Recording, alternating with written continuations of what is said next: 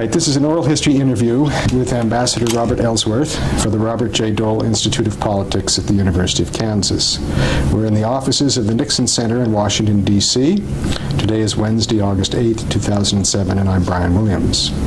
Let's start with a little bit of your family background and coming to Kansas. My grandfather came to Kansas after the Civil War from Ohio, and with his brothers then became a cowboy. He and his brothers were a team of cowboys operating in western Kansas. They were real cowboys. They lived in dugouts and they rode their horses and had their chuck wagon. But that's a hard life, and after 2-3 years, they came back to eastern Kansas and became corn farmers on small scale. And my grandfather was also a cabinet maker. And so then my dad, who did not enjoy farming, became a journalist for a short period of time after he graduated from the university. He was in World War I, then he came back and was a student at the university, and when he graduated he became a journalist. And then after a couple of years of that, became the executive secretary of the University of Kansas Alumni Association, where he remained for over 40 years and became a fixture in that community. Now, where did you were born in Lawrence? I was born in Lawrence and went to school there and went to the university there, and then joined the Navy and was sent to sea at the tail end of World War II. And when I came back, I went to the University of Michigan Law School and then practiced law in private practice. And presently I got into politics. World War II, did you see action? I did see action. I was on a mines. I was the engineer officer on a minesweeper, sweeping mines in the Western Pacific. Any close brushes with life and death? Everything is a close brush with life and death when you're sweeping mines, but I was lucky and didn't have any damage or injury. So when you came back, you went in reserve, or? I stayed in the reserve for quite a long time, and actually then, in the Korean conflict, I went back in as a naval officer and served for 3 years, again on minesweepers, and also I had a shore job at the tail end of my minesweeper duty, and we're in the Korean conflict. But I was not in Korea. I was sent with the 6th Fleet to the Mediterranean. Where there's mine, there was not much mining going on in the Mediterranean at that point, was there? Well, there was not, but we didn't know that, and we had to be prepared. That was before Suez, wasn't it? It was before Suez, that's right. Suez wasn't until '56, but the Cold War, the Korean conflict was really the start of the Cold War, which was a worldwide competition, rivalry with the Soviets, and so. So you brought us up to your introduction to politics a moment ago, so how did that happen? Well, I became the county chairman of Douglas County, Kansas Republican Central Committee, and presently I ran for Congress and was elected in 1960, the same year that Dole was elected, from a different district, of course. I think, were you the only 2 freshmen from Kansas that year? No, there was quite a group. There were 3 others who were freshman Republican congressmen from Kansas that year. It was a big year. Yeah, how do you account for that? I don't know. I never thought to account for it. The luck of the draw, and the seats were open, and good candidates on the Republican side. They all won. And how did Nixon do in Kansas? Nixon carried Kansas big. And Nixon actually came in to my district and campaigned for himself, of course, but also for me and for other Republican candidates who were running.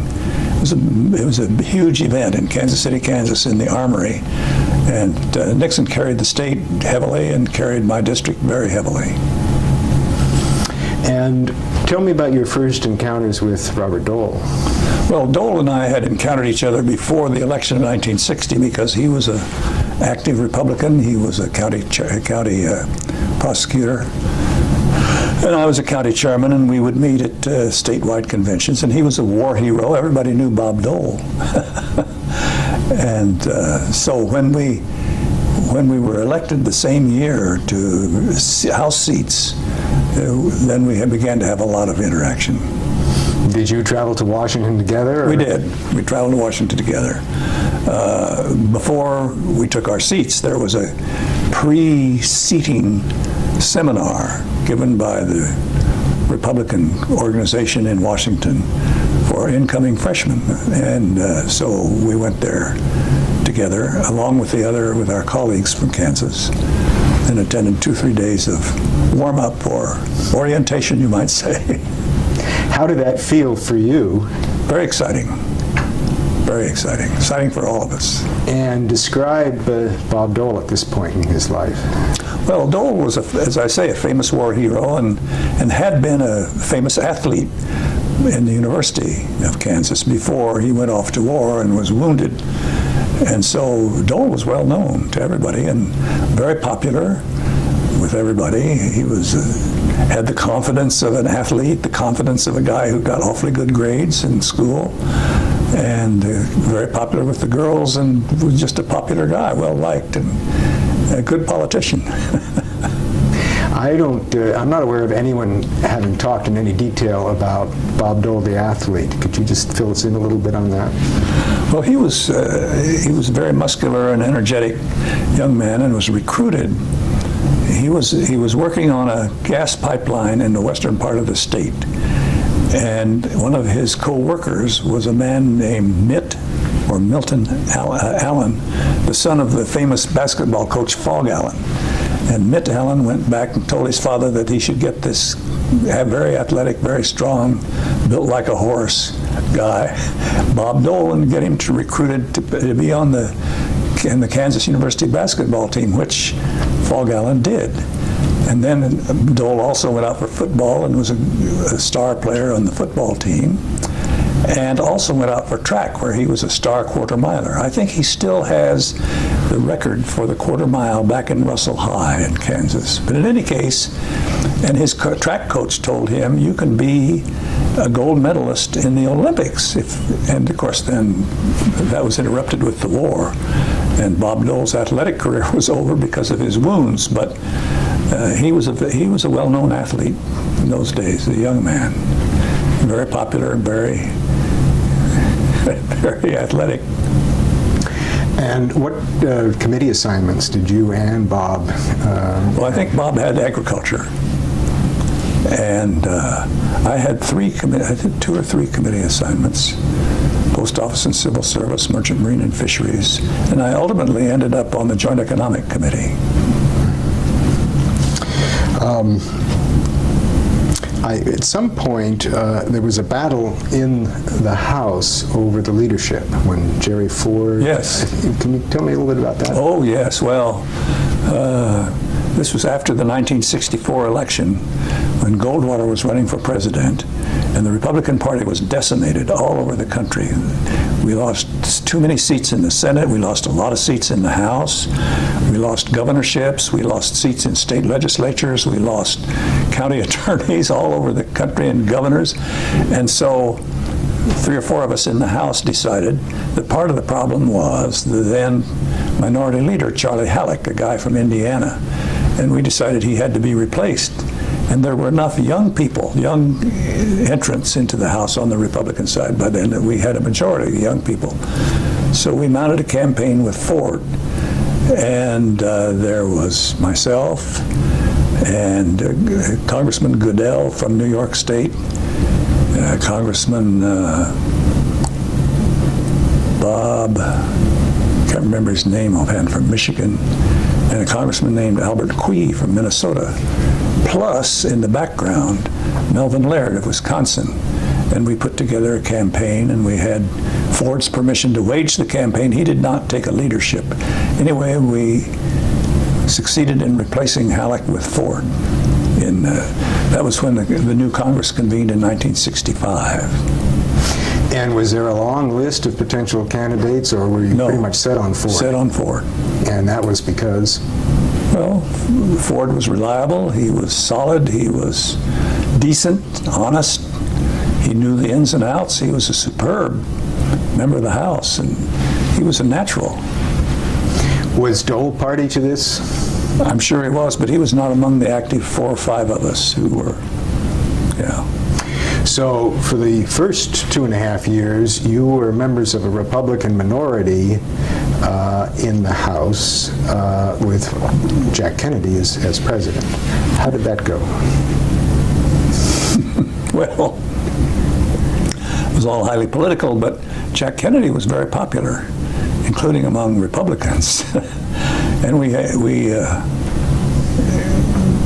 had our differences with the president, but he was very charming, well known. Everybody liked him. Not everybody, probably, but we did. Most of us did, and it went okay. But Kennedy lost his grip on the Democrats in the Congress and was not able to get legislation through very well. And, well, of course, as you remember, it wasn't after his assassination, President Johnson then used the memory of President Kennedy and the fact that he'd been assassinated as an emotional plea to the Congress to enact big legislation, which we did.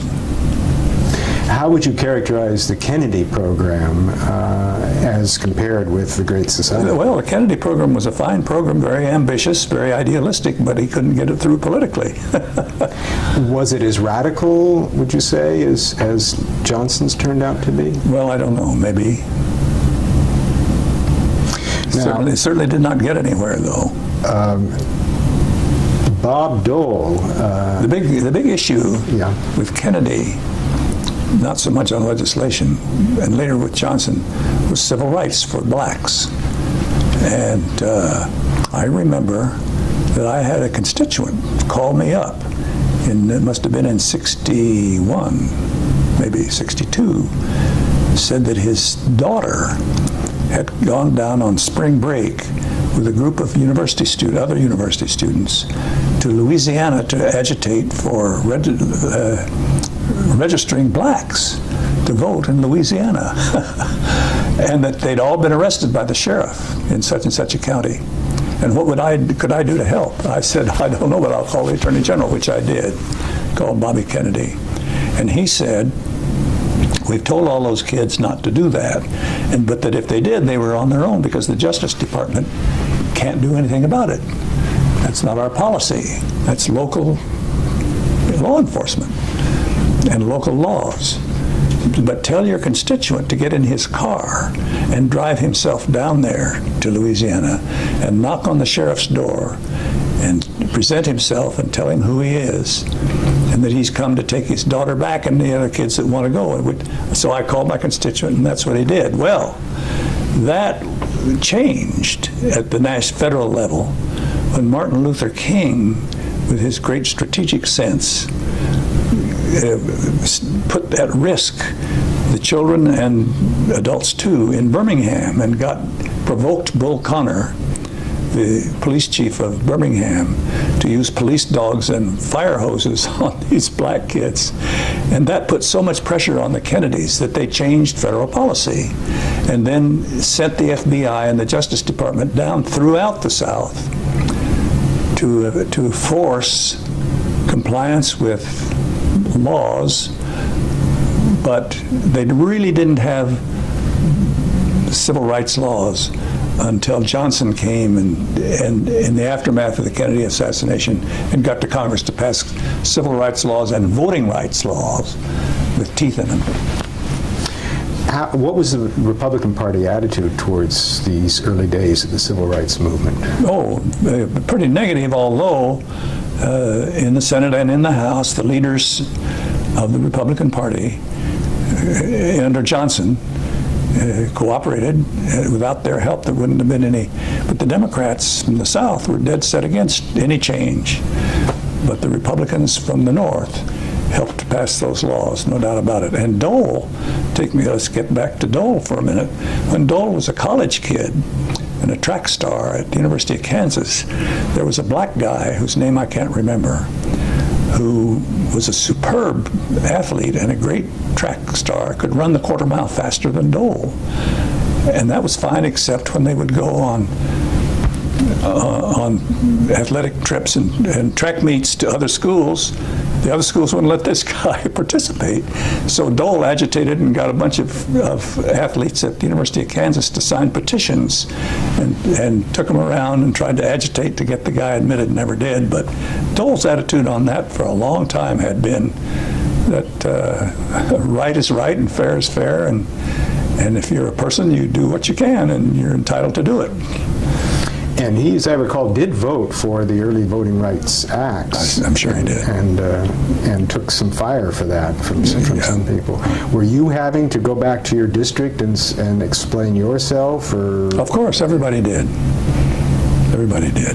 And was that a hard sell? No, not in my district. Some of the other things that came up during your time in the House included, of course, Medicare and Medicaid and food stamps and a whole bunch of things, part of the Great Society. Now, Dole was well known for voting against almost all of those. Yeah. And in fact, what is it? Someone said Dole seems to be to the right of Genghis Khan because of his. Were you following Dole's? Was your voting about the same during that period? No, it wasn't. I voted for about 60%. At one time I calculated 60% of the Great Society. Now, Dole voted for food stamps, you may remember, although I think that was later when he was in the Senate. But no, I voted for 60% of the Great Society, and I don't think Dole voted for any of it. Did you ever have a discussion at the time about this? And no, we had to vote our districts, and you voted your conscience. That brings up, I guess, an interesting question. Compare your district with Dole's. Oh, my district was a suburban, very highly educated, affluent, sophisticated district, partly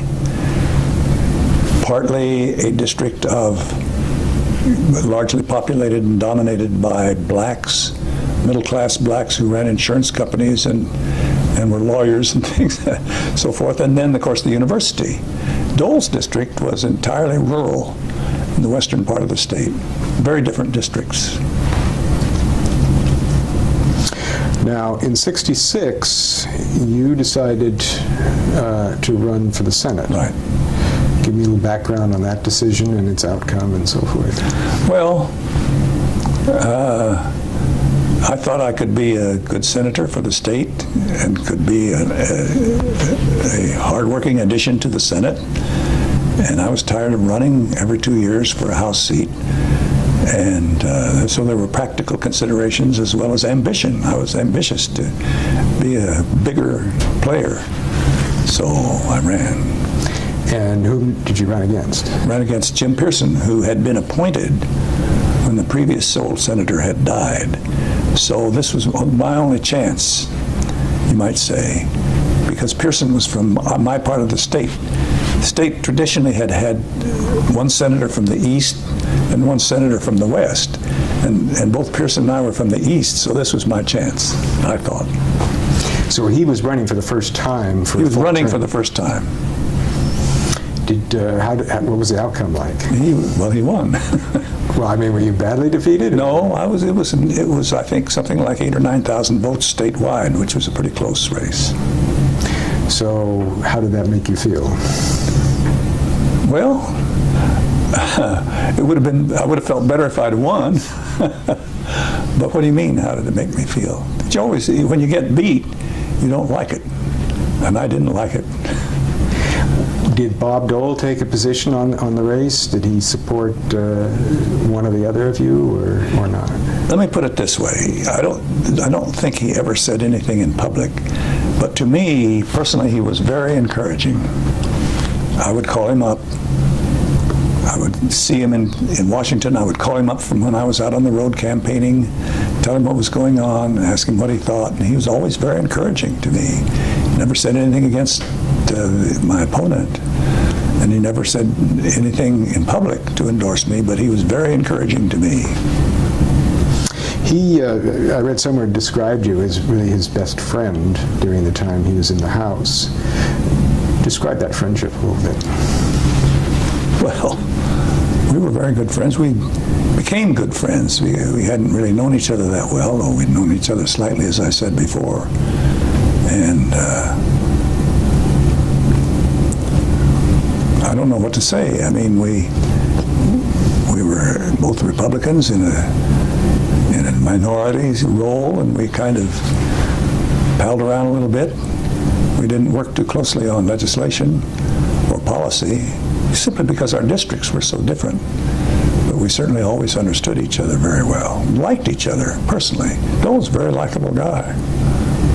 And when you say palled around, what form did palling around? Palling around took the form of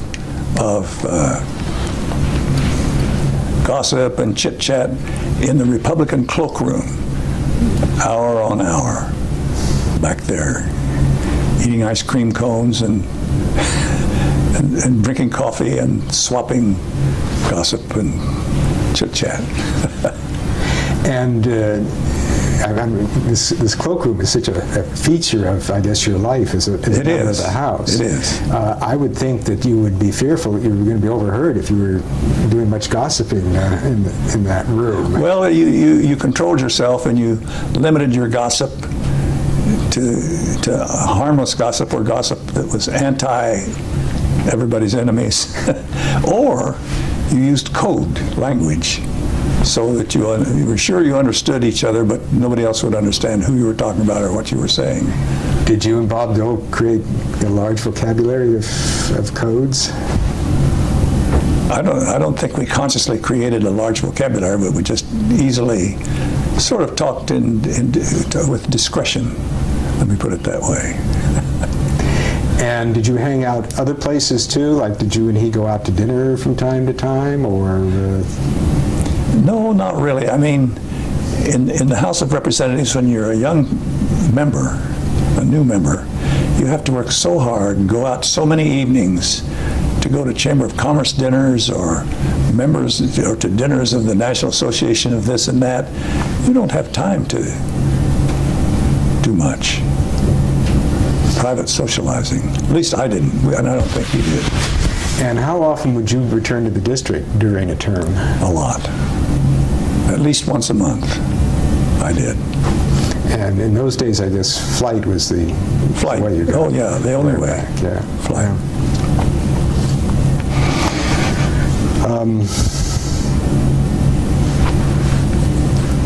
Now, in '68, then, you joined the Nixon campaign. Yes. Tell us about that. Well, I'd always been an admirer of Nixon, and we met in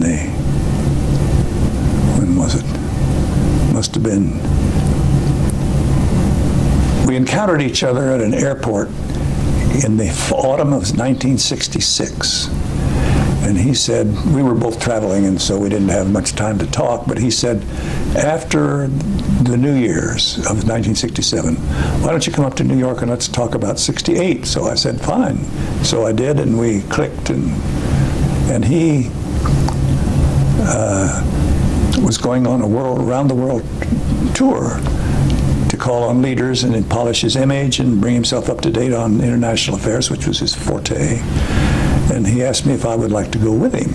I said, sure, chance of a lifetime, which I did in the spring of '67. Talk about that a little bit. What was that like? Well, it was strenuous, and I was a lot younger then than I am now. But it was very interesting, very rich. I accompanied him on most of the northern hemisphere. I did not accompany him into the southern hemisphere. He had other people that he wanted to get in on the act. So I remember particularly meeting with Macmillan in London. Macmillan was out of power in the spring of '67. But I remember meeting with him, such a smart, cunning, crafty politician. And he said, now, Dick, when you get to be president, he said, remember this, you Americans are not as good at this as we are in Britain. You have to be a good butcher, either to be prime minister or to be president. And Nixon was not a good butcher when he became president. I took the liberty of reminding him of that little encounter 2 or 3 times, and what would butchering consist means of? firing somebody that was not serving you well. and not hesitating to do so. On the tour, what role did you play? Well, I would give him I would study up and prepare briefings, and before we would go on the tour, I got the visas, the state, and I would, as he said, I was the baggage smasher, which I was, and just sort of the factotum, the baggage smasher, the factotum, the friend, the counselor, the junior guy. Was there a large group, or were there Two of us, two. just the two of you? Yeah. You and Richard Nixon? Yeah. Wow. So, I need to pause here just for a second.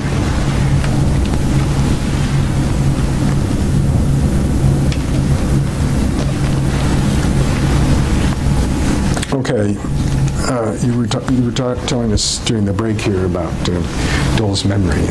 Well, the thing is that after his war wounds, Dole completely lost the use of his right hand and most of the use of his left hand, so that he couldn't take notes on a conversation or in a meeting or anywhere. Couldn't take notes to refresh his recollection about, or to have a recollection written down of who had said what when. So he developed this fabulous compensatory memory skill.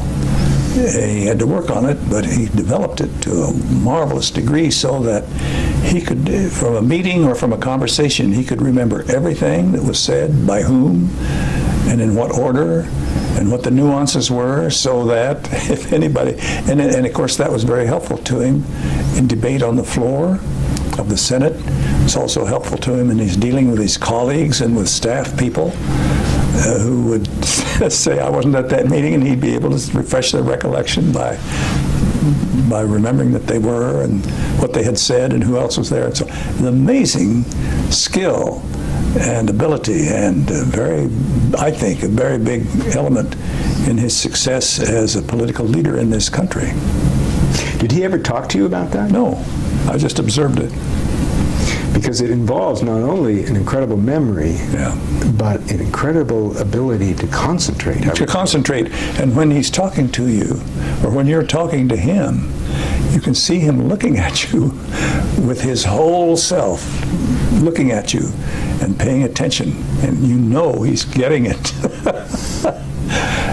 which is an impressive thing in and of itself. But then that transforms itself into this beautiful memory of what was going on. Do you recall other people had that same I never saw anybody with that ability. That intensity? Never. Remarkable. Did you play any role in his 1976 run for the vice presidency? 76. I do not recall. If I were Bob Dole, I'd remember every detail, but I'm not. It's the wrong thing to say after you just... I don't remember that. 76. Well, I would know I couldn't have, because I was in the Pentagon at the time. And I wouldn't have been involved in politics, even for Bob Dole. 76. And the same might be for the 1980, when he did a brief run for the presidency. I don't remember that. I was not in the Pentagon, of course, in 1980, but I don't remember that run. So it was the 88 campaign where you became significantly involved. Yeah. And talk about that. Tell us what that was like. Curious. The main thing I remember about that is being invited by Reagan, who was interested in 87. Now remember, in 88, Reagan was coming to the end of his presidency, and George Bush, the vice president, George H.W. Bush, was gearing up to run for the nomination. And so it seemed to Dole that opened the door for him. And it seemed to Reagan that it opened the door for him. So Dole and I spoke briefly about it, and it was understood between us that if Dole decided to go for it in 88, that I would certainly be glad to help him. And then I was invited by Reagan to come out to Los Angeles and joined him and his wife Nancy at a little lunch up in their ranch up in the mountains above Santa Barbara.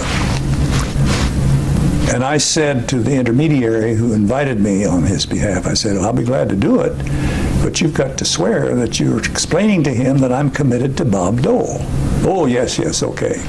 So I arrive at the ranch for lunch, and Reagan says, well, thank you for coming.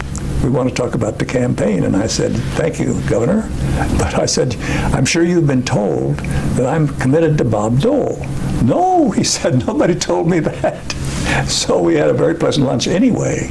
And Nancy showed me around the ranch and went out to pet the horses. And it was a delightful lunch. But that's one of the main things I remember about that campaign. And then, of course, the theory of both of those men, both Dole and Reagan, was that Bush would become embroiled in the Iran-Contra thing and would make him vulnerable. But it didn't. And he was able to escape the toils of the machinations of Iran-Contra, even though he'd been vice president at the time. And Reagan felt that that was his vulnerability. Yeah. I mean, it took a certain, well, Reagan, of course, was also very ambitious and very convinced that he was the head of a serious movement, the movement Conservatives, and that, but part of the calculus was that H.W. Bush was vulnerable, 41. He became 41, notwithstanding. Whoops. Can we just move this around? Okay, thanks. So then, how did that campaign play out then in '88 for Dole? Not well. Bush beat him. And as I recall, it was kind of not an easy campaign operation. No, it wasn't. Dole operations are never easy. So explain yourself. Well, he's a master of detail and needs to enmesh himself in what's going on and make sure that everything's going the way he wants it to. And I couldn't operate that way. And I finally went and told him, look, I said, this is not working. You can either give up your tendency to interfere in the management of the campaign, which is okay with me, or you can continue to operate this way, but I can't. And I said, we'll still be friends no matter what. Oh, he said, I can't just completely give up operating, involving myself. I said, okay. So then that evening, I think, after that little conversation, was at a dinner party in Georgetown with Bill Brock, who had been a senator. And he and Elizabeth recruited Brock on the spot, who was a Secretary of Labor in the cabinet. Am I getting my campaigns? It would have been in the Reagan. Well, That's right. I guess I've got my dates embroiled in confusion here, but it's all quite a long time ago. In any case, I stepped aside and Brock came in, and of course Dole. Or was that 96? It's 88. 88. I think you're right. It's 88. 88. Okay, Yeah, so yeah. And that's where he won in Iowa, but and lost badly in New Hampshire. right? Right. But that was long after you. Well, no, maybe you were in charge then. No, I wasn't. So you actually. I was up in New Hampshire manning the phones during the day with a friend of mine and of Doles from New York named Bob Price. And we drove up there the night before and we're on the phones making these calls that you make to likely voters saying, have you voted yet? Please be sure to vote today. So this didn't cause then hard feelings between you. No, it did not. how did he break the news to you that you were no longer part of the campaign? Well, he asked me to, he called me the next day and told me he and Elizabeth had recruited Brock, and would I please meet with Brock and handle the transition, which I did. Yeah. So then, in '96, were you involved in the campaign? The only way I was involved in the campaign in '96 was that Bush had, Dole recruited me to be the chairman of his screening committee for the selection of his vice president, which I was glad to do. And I said, who else was on the screening committee? And he said, didn't have anybody, so I recruited a couple of people that he liked. And so we worked hard and did research on various candidates, and then I would go and report to him, and I had a matrix about what was good and what was not so good about each potential candidate. Everybody knew who the candidates were, and so then Dole selected Kemp, which had nothing to do with any of the things we had done. It had to do with Dole's sense of what would enthuse the conservative base in the party at that time, which it did at the convention. But then it was a disastrous campaign. Was Kemp among those that you... No, he wasn't.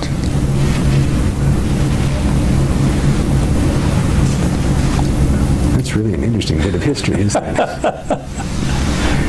Because he thought well of the group that you recruited, presumably, and your sense of judgment and whatnot, but then when you proposed, it's overlooked. It was okay. I mean, it wasn't okay, really. He should have... We had a long, serious talk about how to do this, because I pointed out to him, and he agreed, that there had been a lot of mistakes made by some of our friends, starting with Nixon, in their selection of vice presidential candidates, and then going to Goldwater, selecting Bill Miller, and so forth on down the line.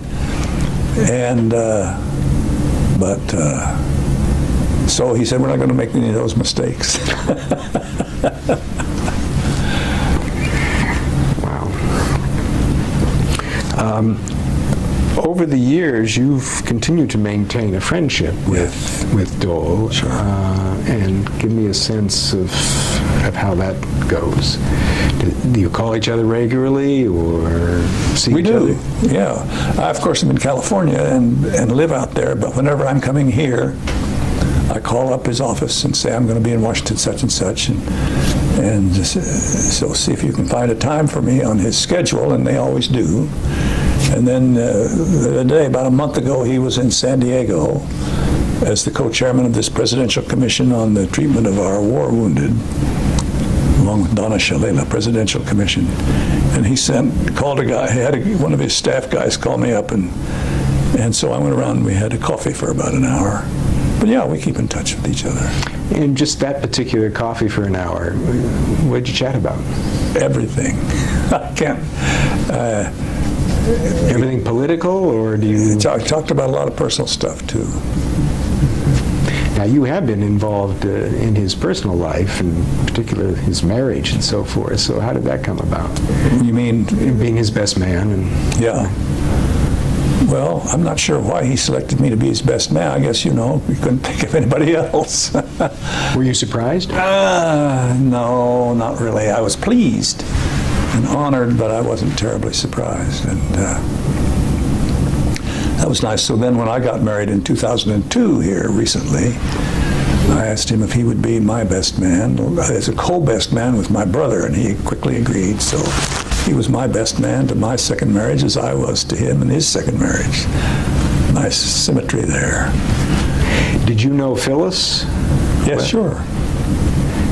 Any perspective you can add to that part of Dole's life?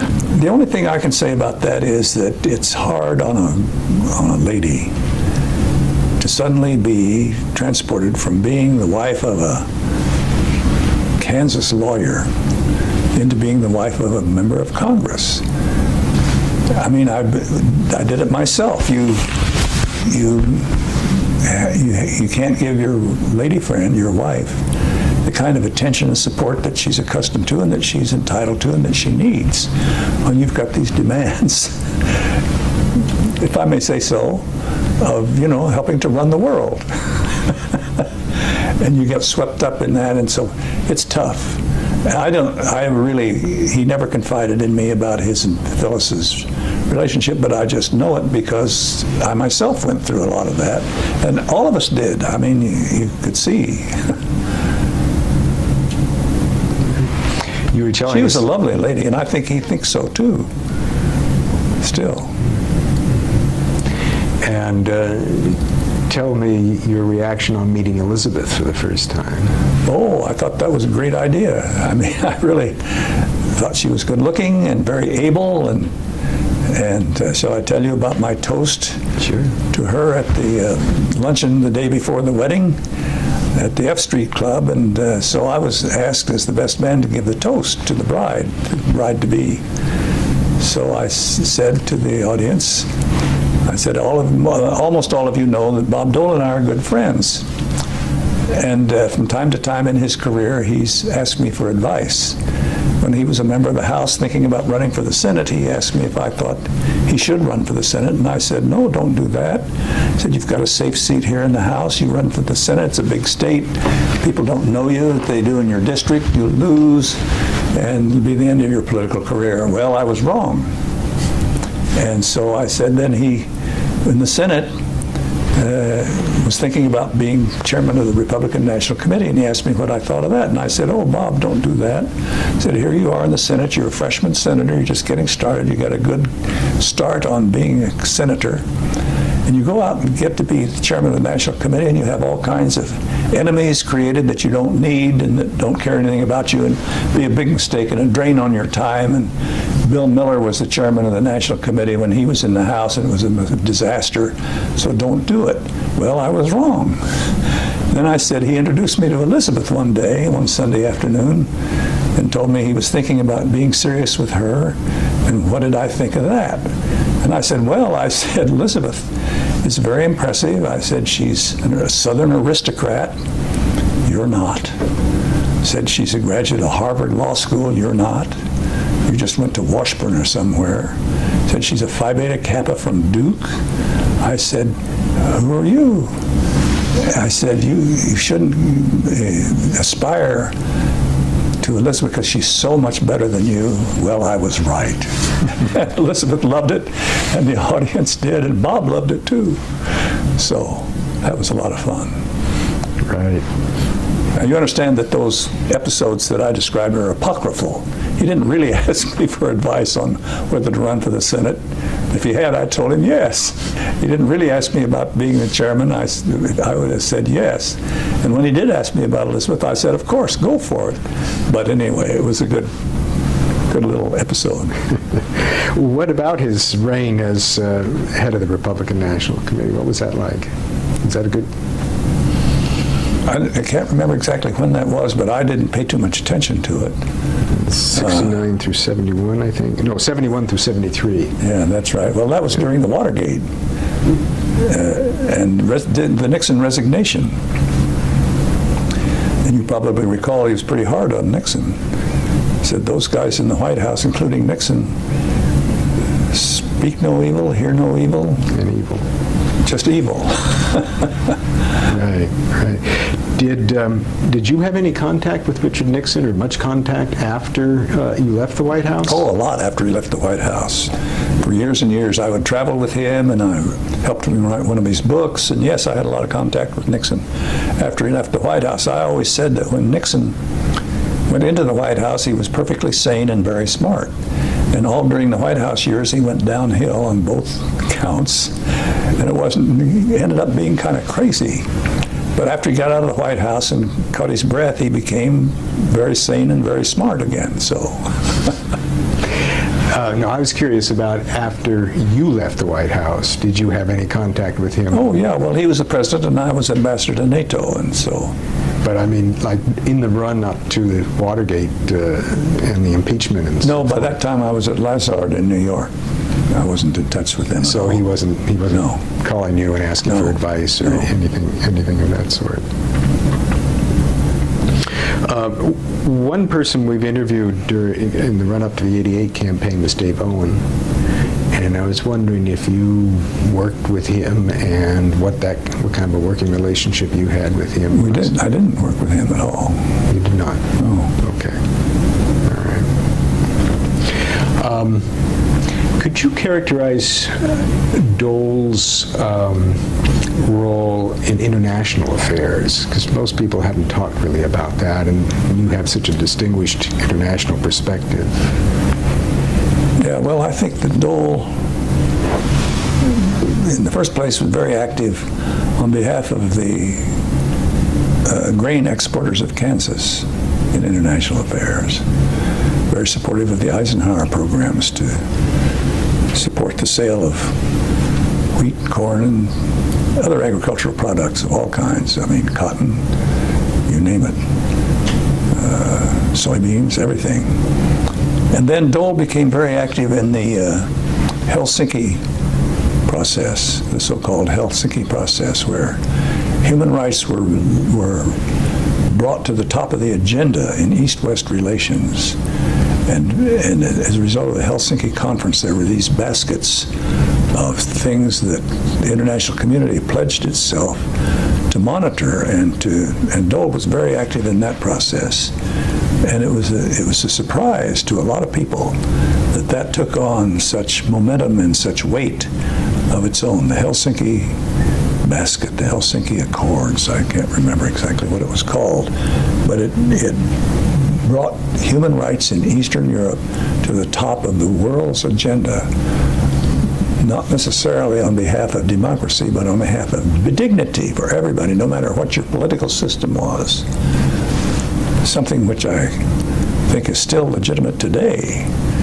Dignity, not so much democracy. I mean, there are a lot of things about democracy that are wonderful, but there are a lot of things about democracy that don't go down well in other cultures, but dignity always does. And that was Dole's big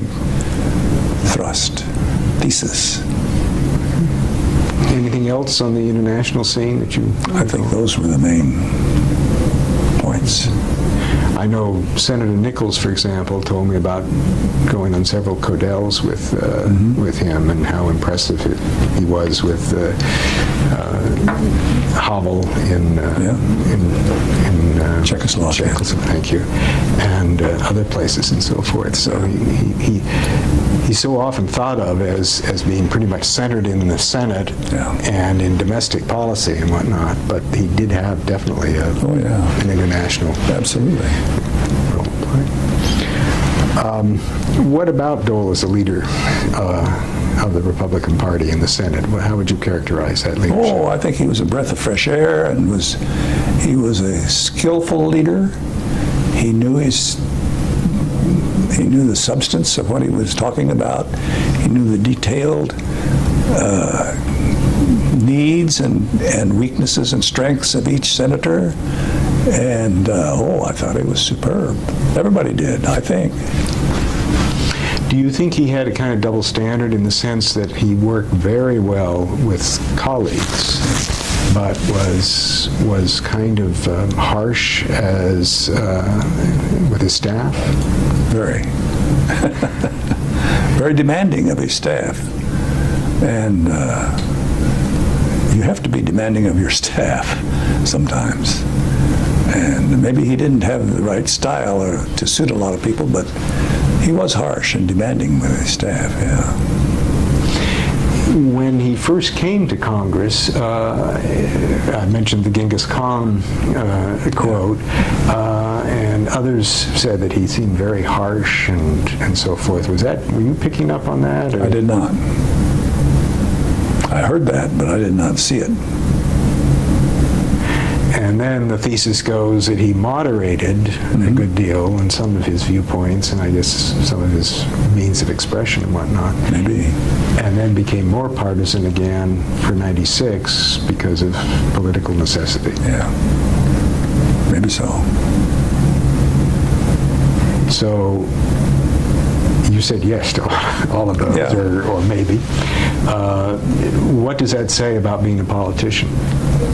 Well, if you're a successful politician over a period of decades, you notice how things change.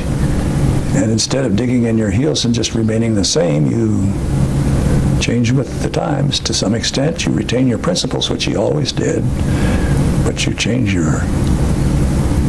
flex your approach, your tactics. They all do, if they survive. How do you think he'll be remembered as time goes on, say from a perspective of 20 or 30 years from now? I think he'll be remembered as the most dynamic Senate leader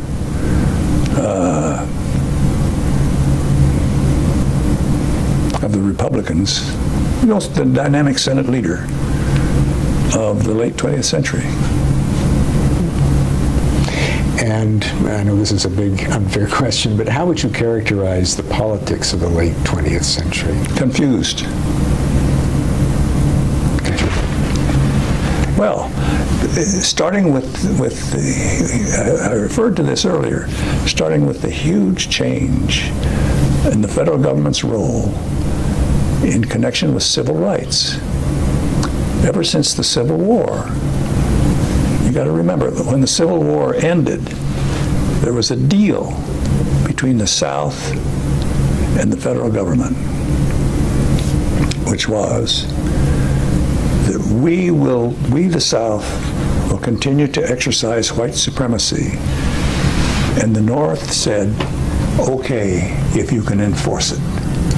We won't interfere. And that was still reflected in my encounter with Bobby Kennedy, over my constituent whose daughter went down to Louisiana. And then the Kennedy brothers were persuaded that that wouldn't work. And they changed it and sent the Justice Department and the FBI down there throughout the South in order to enforce voting and enforce enrollment in the universities. So it was, and that created, and then you had Vietnam, and then you had inflation at 18 or 20% for several years. So it was very tumultuous, period. Those are three examples of how tumultuous it was. Do you see? Oh, and then you had the assassination of Kennedy. You had the Cuban Missile Crisis. I could go on and on, but those are some examples of what we've all been through, all of us in this room, and probably most of the people reading your book. Do you see a time in the future when everything is going to, all this confusion is going to be resolved? Oh, I can't answer that. That's not fair. It's possible. It's possible. That's one scenario. I'm a great believer in trying to figure out scenarios when I try to imagine the future. And that's one scenario, but it's not the only one by any means. Well, I was wondering if you thought that maybe we've become even more confused in the 21st century. So far, yes. Mainly because of the loss of power and legitimacy of the nation state in the 21st century. The world is no longer the world no longer has its shots called by the great political powers: United States, Russia, China, India, Japan, Brazil. Nowadays, the shots are being called by science and technology and by enormous amounts of money circulating throughout the world. Enormous amounts of money, $5 trillion at any one time circulating at high speed. And those are the things that politicians and nation states don't understand. So it's still confusing, but it might get straightened out, I don't know. I anticipated you're saying that one of the forces is the forces of terrorism and